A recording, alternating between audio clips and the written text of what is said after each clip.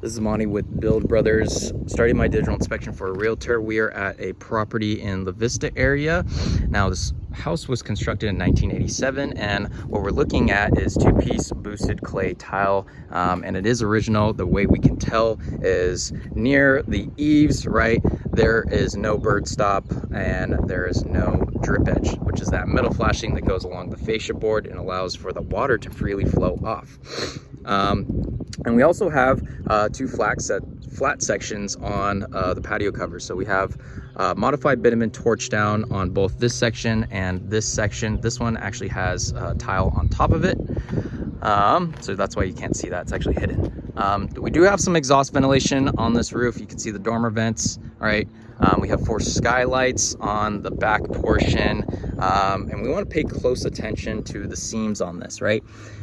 These seams over time, right, if it is original, they're gonna get dehydrated, right, and start cracking, and that's gonna be, you know, a failure point for water to get into these seams, right? You can see the staining where water tends to pond, right?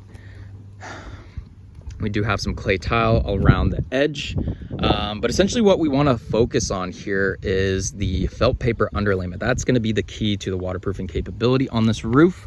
And this was actually already broken, so there are a handful of broken tiles on this roof, but taking a look at that felt paper underlayment, you can see, yes, this is indeed original. You can see all that water staining and all that debris, essentially turning the material into dust. It's very soft to the touch.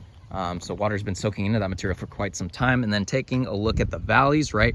These valleys are very crowded. So anytime rain comes down, well, that rain is gonna soak into the felt paper, right? And that's when it's gonna start falling apart like so, right?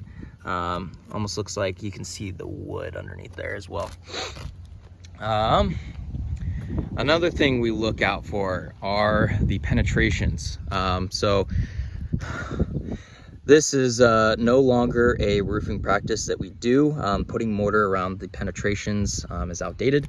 So that's original, but you know, we have seen some work done on this roof because we have metal flashing around the penetrations over here. So that's what we would add on an updated roof. So anywho, my recommendation for this roof, I believe this roof, because it is original, right, it has gone past its life expectancy. Now, the clay tiles themselves last, you know, virtually forever, right, when taken care of, but it's just that underlayment that needs to get replaced, you know, after quite some time. And then same thing with the torch down, right, you can see the amount of granule loss on there. This just happens because those oils begin to evaporate, you know, for years and years, and those granules eventually fall off anytime it rains.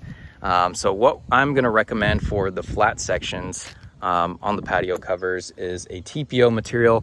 TPO is a synthetic material. It's used on a lot of commercial buildings. It's highly reflective against the UV rays and does a phenomenal job at holding water and keeping it out from the wood decking.